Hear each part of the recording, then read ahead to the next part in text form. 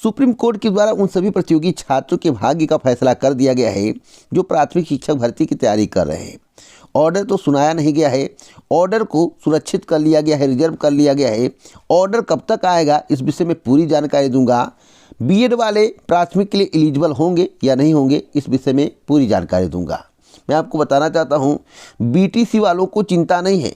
देखिए, बीटीसी वाले अगर हार भी जाएंगे तब भी प्राथमिक में रहेंगे, बशर्ते बीएड वाले भी साथ में रहेंगे।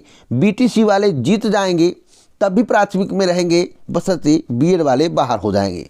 इसलिए बीटीसी वालों को चिंता नहीं है, लेकिन बीएड वाले सोच रहे हैं क्या मैं प्राथमिक के लिए एलिजिबल रहूँगा या नहीं। आपको मालूम होना चाहिए कि कई भर्तियों में हायर डिग्री को एलिजिबल किया गया है। हायर डिग्री का सर्टिफिकेट मान्य होता है।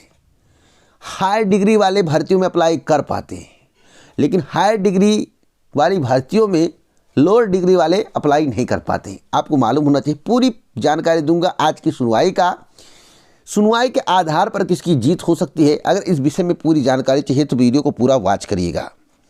उत्तराखंड यानी कि बीजेपी शासित राज्य में जितनी भी भर्ती परीक्षाओं का आयोजन किया जाता है, खासकर उत्तर प्रदेश, उत्तराखंड और बीजेपी से उलट कर देखें यानी कि बीजेपी के अदर राज्य की बात करें जहां बीजेपी का शासन नहीं है, राजस्थान और बिहार में सबसे ज़्यादा पेपर लीक होता है। तो 4 राज्य काफ़ी पॉपुलर हो चुके हैं पेपर लीक के मामले में, लेकिन नंबर 1 पर है उत्तर प्रदेश, दूसरे नंबर पर है उत्तराखंड, तीसरे नंबर पर है राजस्थान, चौथे नंबर पर है बिहार। मैं आप सभी को बताना चाहता हूं कि पटवारी का पेपर हुआ, पटवारी का पेपर लीक हो गया, परीक्षा को रद्द कर दिया गया है। परीक्षा कब होगी और आगे क्या गारंटी रहेगी कि पेपर लीक होगा या नहीं, इसकी कोई गारंटी रहेगी। पूरी जानकारी दूंगा, वीडियो को पूरा देखिएगा। यूपी टेट 2023 के नोटिफिकेशन को लेकर, एलटी के टीचर वैकेंसी को लेकर, साथ साथ नई प्राथमिक शिक्षक भर्ती को लेकर बड़ी अपडेट है। वीडियो को पूरा वॉच करने पर सही सटीक जानकारी आपको मिल जाएगी। नमस्कार दोस्तों, मैं राज पांडे, आप देख रहे हैं आरसीएम टुडे। आज हम बात करेंगे अभी की लेटेस्ट अपडेट के बारे में जो आपके लिए बिग नहीं बिग ब्रेकिंग न्यूज़ है। पहली खबर के बारे में बात करने से पहले इस वीडियो को लाइक शेयर कर दें, सभी लोगों तक पहुंचा दें, सोशल मीडिया प्लेटफॉर्म पर इसे शेयर कर दें जिससे सभी को सटीक जानकारी मिल सके।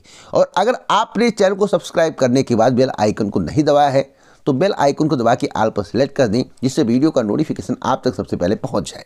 बात करेंगे बीएड वर्सेस बीटीसी मामले को लेकर। आपको बता दें कि बीएड वर्सेस बीटीसी मामले की सुनवाई आज पूरी हो चुकी है।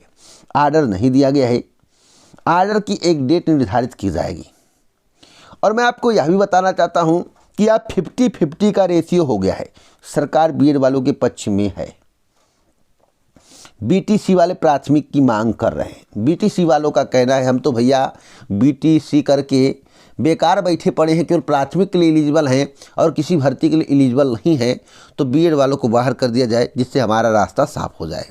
बीएड वाले कह रहे हैं कि टीजीटी पीटी की भर्ती कितनी आती है, आप बताइए कितने साल में आती है, तो हमें प्राथमिक में एलिजिबल किया जाए।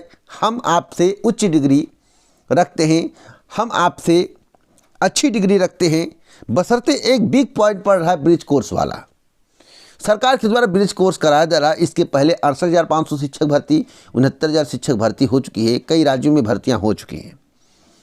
इससे पहले हम बात करें तो आखिरकार विशिष्ट बीटीसी क्यों कराया जाता था, इसका रीज़न क्या है, इसके बारे में आपको पढ़ना होगा, गूगल पर सर्च करना होगा।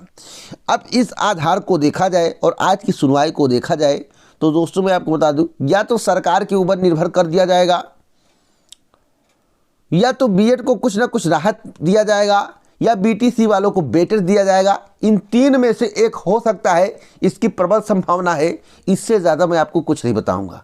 बशर्ते बीएड वालों को बाहर कर दिया जाए, इसकी कोई गारंटी नहीं है। बीएड वालों के बाहर होने की संभावना अभी तो नहीं दिख रही है आज की जानकारी के अनुसार। आगे कोई अपडेट मिलेगा तो ज़रूर दूंगा। मैं आपको 3 पॉइंट बताया हूं।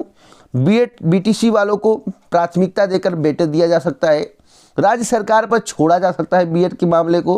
राज्य सरकार चाहे तो बीएड को एलिजिबल करे या ना करे, साथ साथ या तो बीटीसी वालों को सभी भर्तियों के लिए एलिजिबल कर दें। एक और पॉइंट मैं बताना चाहता हूँ, एक ब्रिज वाला ही मामला अगर ना होता, ब्रिज कोर्स वाला और समतुल्य जैसे बीटीसी का कोर्स होता है वैसे बीएड का कोर्स होता है तो इतना मामला पेचीदा होता ही नहीं।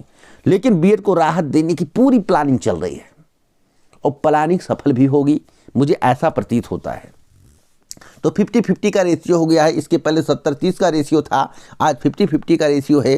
हक और फैसला किसी के पक्ष में आ सकता है और दोनों के पक्ष में आने के 99% चांस हैं। वैसे आगे कोई अपडेट मिलता है तो ज़रूर दूंगा। ऑर्डर जब सुनाया जाएगा तो फाइनल डिसीजन जज साहब के द्वारा किया जाएगा। जज साहब क्या कहते हैं इस विषय में आगे आपको अपडेट कर दूंगा। अगली अपडेट है यूके एसएससी उत्तराखंड अधीनस्थ सेवा चयन आयोग की कई भर्ती परीक्षाओं के पेपर लीक हो गए हैं। आपको मालूम होगा जब से बीजेपी की सरकार आई है ऐसी कोई भर्ती नहीं है जिस पर आरोप ना लगते हों। सत्यता यही है। एक पेपर हुआ पटवारी का, जैसा कि आप अपनी स्क्रीन पर देख रहे हैं। पटवारी पेपर लीक मामले को लेकर बड़ी कार्रवाई की गई है। कार्रवाई करते हुए कई लोगों को दबोचा गया है और 12 फरवरी को दोबारा भर्ती परीक्षा का आयोजन किया जाएगा। तो इस परीक्षा पर भी ग्रहण लग गया है, यानी कि परीक्षा रद्द हो चुकी है। 12 फरवरी 2023 को इस परीक्षा का आयोजन किया जाएगा।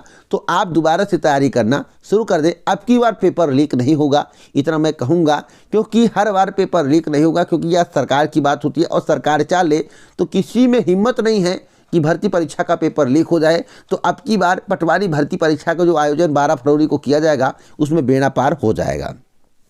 एक और महत्वपूर्ण जानकारी दे दूं, यूपी टेट को लेकर आपको मालूम होगा कि नए आयोग के माध्यम से यूपी टेट कराने की तैयारी चल रही है। अगर नए आयोग के माध्यम से वास्तविक रूप से वास्तव में परीक्षा का आयोजन होगा, क्योंकि सरकार का मन बदलते देर नहीं लगता है, सरकार कुछ भी फैसला कभी भी ले सकती है। अगर नए आयोग के माध्यम से यूपी टेट 2023 परीक्षा का आयोजन होगा तो इसका नोटिफिकेशन मई या जून के बाद आएगा और काफ़ी विलंब हो जाएगा। अगर नए आयोग के माध्यम से परीक्षा का आयोजन नहीं होता है दोस्तों, तो इसका नोटिफिकेशन आपको समय से देखने को मिल जाएगा और परीक्षा समय से हो जाएगा। नोटिफिकेशन नए आयोग से आने का मतलब है 6 महीने का डिले, परीक्षा में 6 महीने का डिले होगा। पुराने माध्यम से नोटिफिकेशन आने का मतलब है कि परीक्षा समय से होगा, 3 महीने का डिले होगा। तो आप बातों को समझ गए होंगे। अब सरकार क्या करती है देखने वाली बात होगी। अभी की जानकारी के अनुसार 6 महीने का डिले होगा। यूपी टेट परीक्षा 6 महीने के पहले नहीं होगा, 6 महीने के बाद 7, 8, 9 महीने तक जा सकता है। अगली अपडेट है एलटी ग्रेड टीचर वैकेंसी को लेकर। हमने आपसे क्या बताया था, अब कई चैनलों के माध्यम से बताया जाएगा। हमने क्या बोला था, कई चैनलों के माध्यम से बताया जाएगा।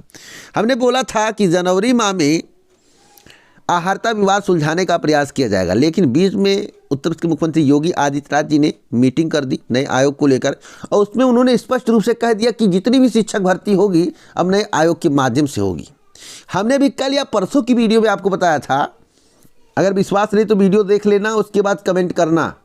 वीडियो पिछला देख लो कि 2 या 3 दिन पहले क्या बताया गया। बात गलत निकले मेरे द्वारा अगर नहीं बताया गया हो तो चैनल को अनसब्सक्राइब कर देना और 100 लोगों से अनसब्सक्राइब करवा के जाना। 100 लोगों से अनसब्सक्राइब करवाना, जो भी इच्छा हो करना, लेकिन पिछला वीडियो देखने के बाद, पिछला रिकॉर्ड चेक करने के बाद तब कमेंट करना। तो दोस्तों मैं आपको बता दूं, मेरे द्वारा कल या परसों कहा गया अगर फरवरी माह तक विज्ञापन नहीं आता है तो नए आयोग के माध्यम से विज्ञापन आएगा और भर्ती फंस जाएगी, क्योंकि उत्तर प्रदेश लोक सेवा आयोग को अध्याचन प्राप्त हो चुका है। आहारता का विवाद जनवरी माह से सुलझाना शुरू होगा, फरवरी तक विज्ञापन आने के चांस हैं। लेकिन अब मुख्यमंत्री जी के निर्देश पर सब कुछ निर्भर करता है। अगर मुख्यमंत्री जी ने निर्देश दे दिया कि वास्तव में एलटी ग्रेड का जो अध्याचन उत्तर प्रदेश लोक सेवा आयोग को प्राप्त है वह अभी भर्ती नए आयोग के माध्यम से होगी, तो यह भर्ती कम से कम 4 से 6 महीनों के लिए लटक जाएगी।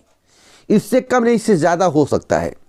तो अब सभी की निगाहें इसी पर टिकी हुई हैं कि उत्तर प्रदेश के मुख्यमंत्री जी आगे क्या करते हैं। बस इससे ज़्यादा मैं कुछ नहीं बताऊंगा।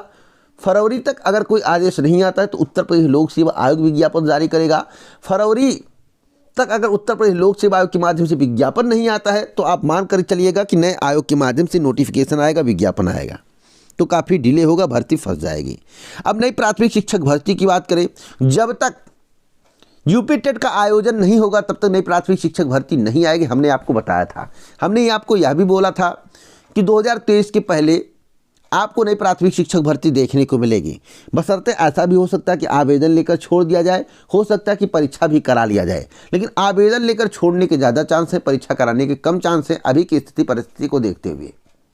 तो आपको अपनी तैयारी पर फोकस करना चाहिए, क्योंकि आगे जब भी प्राथमिक शिक्षक भर्ती आएगी, जितने महीने बाद आएगी, तो बम्पर पदों पर आएगी और आपका कल्याण हो जाएगा।